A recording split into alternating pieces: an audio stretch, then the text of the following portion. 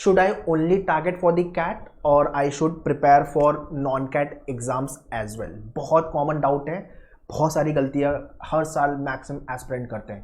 3 लाख के आसपास लोग कैट का एग्जाम लिखने वाले हैं। सबका तो होना नहीं है कैट के थ्रू टॉप MBA कॉलेज के अंदर, ठीक है।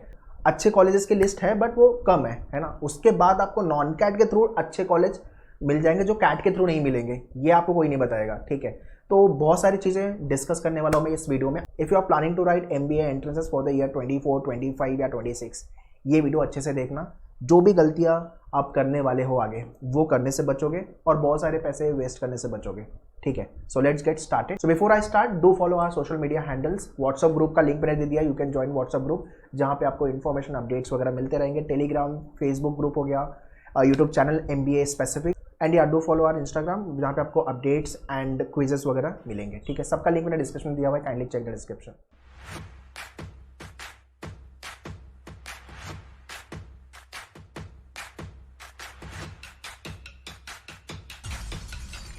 देखो, सबसे पहले अपने को समझना जरूरी है कि अगर आपने MBA प्लान किया है तो चालू तो कैट से होने वाला है ना। हर कोई बोलेगा भाई मैं तो कैट के लिए चालू कर रहा हूँ, सही है, मतलब चालू करना आपको कैट से ही चाहिए। It is a national level exam, management का टफेस्ट एग्जाम कैट बोलते हैं, ठीक है। बट मुझे कैट से ज़्यादा टफ लगता है जैट। आप मुझे कमेंट में बताओ कि आपको कौन सा एग्जाम टफ लगा, जो अगर आपने लास्ट ईयर लिखा हुआ है तो, ठीक है।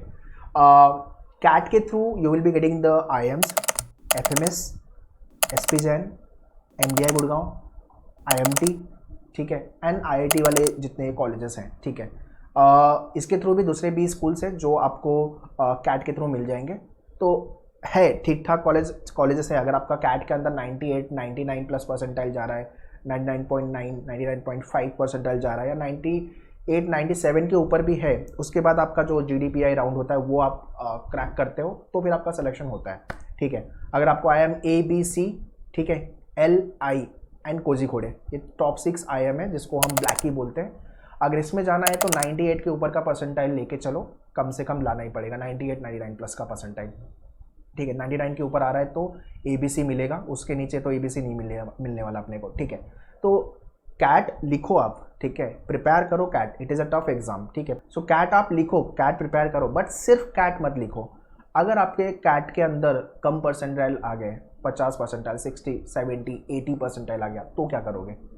तब आपको लो ग्रेड कॉलेज के साथ कॉम्प्रोमाइज़ करना पड़ेगा एडमिशन के लिए। यहाँ पे non CAT play very very important role. अगर आपने NMIMS में एडमिशन चाहिए, टॉप 10, टॉप 15 कॉलेज इंडिया में NMIMS, ठीक है, तो आप NMAT लिख लो। NMAT का एग्ज़ाम 3 बार होता है, ठीक है। और अगर आपका स्कोर 230, 240 प्लस आ रहा है तो definitely you will get the call from NMIMS, Mumbai campus की बात कर रहा हूँ मैं। आपको टॉप 30 कॉलेज सिम्बायोसिस है, सिम्बायोसिस में जाना है तो स्नैप का एग्जाम लिखना पड़ेगा। और अगर आपको टॉप 15 कॉलेज में जाना है तो जमनालाल बजाज है यार, JBIMS CET के थ्रू, जिसकी फीस भी बहुत कम है, ठीक है। तो महाराष्ट्र का CET एग्जाम लिख लो, CET के थ्रू आपको JB मिल जाएगा, उसके बाद सिग्नम भी है एक अच्छा कॉलेज, राइट। तो आप ये सारे एग्जाम डेफिनेटली प्लान कर सकते हो। Apart from that, if you are writing XAT ZAT, तो XLRI Jamshedpur is there, XIM Bhubaneswar is there. तो ये नॉन कैट वाले एग्जाम्स हो गए। वैसे ही अगर आप CUT PG लिख रहे हो तो आपको टिस कैंपस मिल रहा है HRM के लिए या ODCL कोर्सेज के लिए अगर आप जा रहे हो। तो ये सारे एग्जाम्स आप लिखो यार। टिस मतलब इंडिया में HR के लिए 2nd नंबर का अच्छा कॉलेज है। एक्सेलराइज जमशेदपुर के बाद टिस का ही नंबर है HR के लिए अगर आप देख रहे हो तो। फीस भी बहुत कम है ना। तो आप ये सारे बैकअप एग्जाम्स डेफिनेटली लिखो। इसके साथ साथ प्रिपरेशन का भी यू नीड टू अंडरस्टैंड कि यार ओवरऑल सिलेबस मुझे कितना अलग पढ़ना पड़ेगा ये सारे एग्जाम्स के लिए। सबसे पहले जितने भी एग्जाम आप लिखोगे उसकी फॉर्म की फीस पे करनी है आपको। 2000 के आसपास हर एग्जाम की फॉर्म की फीस होती है। NMIMS जो NMAT एग्जाम होता है और स्नैप सिम्बायोसिस, ये दोनों एग्जाम में फॉर्म के साथ साथ आपको कॉलेज की भी फीस पे करनी है। तो ये महंगे वाले एग्जाम है, मतलब हर कॉलेज का आई थिंक 1000, 1500 ले लेते हैं और फॉर्म का 2000। तो आराम से आपके 6-7 हज़ार रुपये रफली as per the campuses which you are selecting, उसके हिसाब से they will be charging you, ठीक है। तो एक तो फॉर्म भरना है, उसके बाद आपको 2-3 कैंपस सेलेक्ट करना है, तो वो उनकी फीस 5-6-7 हज़ार रुपया बन जाता है। NMAT अगर भर रहे हो और स्नैप भर रहे हो तो सेम, ठीक है। तो फॉर्म की फीस में ही अराउंड आपके 15-20 हज़ार निकल जाएंगे भाई, 15 हज़ार तो कम से कम निकल ही जाएंगे। Apart from that, if you are taking coaching या सेल्फ स्टडी प्रिपेयर कर रहे हो तो वहाँ पे आपके कॉस्टिंग इन्वॉल्व हो जाती है, ठीक है। सो वाइजली स्टडी कर लो पहले एग्जाम को, फिर स्टार्ट करो आपकी पढ़ाई। Before you start your entrance preparation, exam के बारे में थोड़ा सा स्टडी कर लो। एंड प्रिपरेशन के लिए if you want to join menu तो we are located in Mumbai, बोरी दादर, वसई, थाने, अंधेरी। एंड अगर आप मुंबई में नहीं हो तो लाइव के लिए इस नंबर पे कॉल कर सकते हो, ठीक है। सो प्रिपरेशन वाइज कैट के अंदर आप क्वांट, वर्बल एंड लॉजिक पढ़ते हो, ठीक है। जो मैथ्स का एरिया है, क्वांट का एरिया है, वो बाकी सारे एग्जाम में आपको हेल्पफुल होने वाला है, नॉन कैट एग्जाम में। बट लॉजिक का जो एरिया है वो सारे एग्जाम में वेरी करेगा, तो आपको as per the exam prepare करना पड़ेगा। एंड वर्बल भी, इंग्लिश का सेक्शन भी, बिकॉज कैट के अंदर आरसी आता है, पैराग्राफ जंबल आता है, वहाँ तक ठीक है, बट वोकैब वाले क्वेश्चन, ग्रामर वाले क्वेश्चन, ये सब आपको प्रिपेयर करना पड़ेगा for the non CAT exam. In addition to this, ये बहुत ज़्यादा इंपॉर्टेंट समझना कि हर एग्जाम डिफरेंट बॉल गेम है। आप कैट लिख के आए और आप बोल रहे हो कि मैं एनमैट भी सेम तरीके से लिख दूंगा, प्रिपेयर करूंगा, फोड़ दूंगा, नहीं होगा। एनमैट डिमांड्स स्पीड, ठीक है, कैट डिमांड एक्यूरेसी, तो ऑल टुगेदर डिफरेंट एग्जाम है।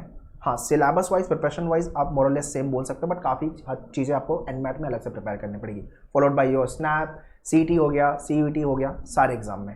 तो हर एग्जाम को आप अलग तरीके से as per the requirement approach करो। ये गलती मैक्सिमम जनता करती है, ऑलमोस्ट 50% ज़्यादा लोग ये गलतियाँ करते हैं।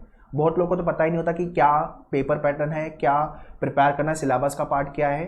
And many of the coaching institute they just prepare for the CAT, और नॉन कैट को लेकर 2-4 लेक्चर लेकर के हो गया syllabus.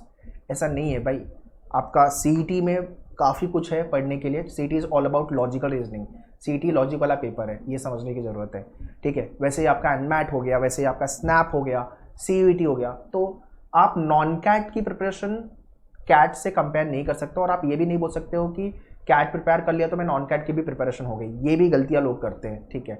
So do have a right mentor, right coach who can guide you better, जिसने एग्जाम लिखा है, निकाला है, वो बेटर तरीके से आपको गाइड कर पाएगा, ठीक है। सो आई ऑलवेज एडवाइस कैट के साथ एटलीस्ट 2-3-4 बैकअप वाले एग्जाम लेके चलो, नॉन कैट वाले एग्जाम। एनमैट लिख दो, स्नैप लिख दो, अच्छे कॉलेजेस मिल जाएंगे आपको। सीईटी लिख सकते हो आप, ठीक है ना।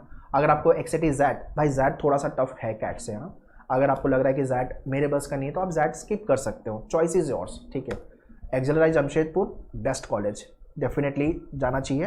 बट अगर आप जैट के लिए प्रिपेयर हो तो ही फॉर्म भरो, अदरवाइज कॉलेज के फॉर्म भर के अननेसेसरी आपका टाइम पैसा क्यों वेस्ट करना। अगर आप प्रिपेयर्ड ही नहीं हो एग्जाम के लिए तो कॉलेज का फॉर्म भरने का क्या सेंस है। तो ये सारी चीज़ें आप समझो and then fill your form. ये जो भी मैंने आपको एक्सप्लेन किया, ये सारी चीज़ें I have already done, lots of mistakes, lots of time wasting, money wasting, and based on my experience I am guiding you people so that you should not repeat the same mistakes. अगर video अच्छा लगा है तो video को share कर दो, video को like कर दो। For any kind of a doubt और query you can write in the comment section, I will be happy to reply you. Prepare well, all the best, thank you.